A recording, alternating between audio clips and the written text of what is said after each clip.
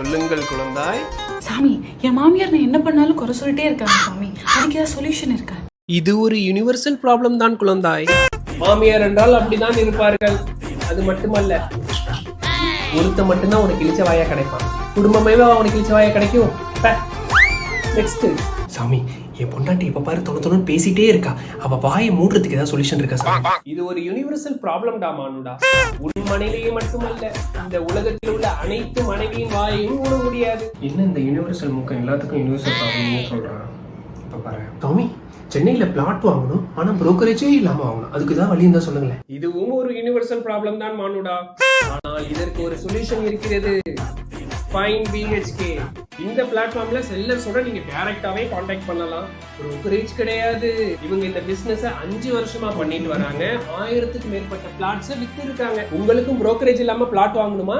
கீழே கொடுத்திருக்க fine BHK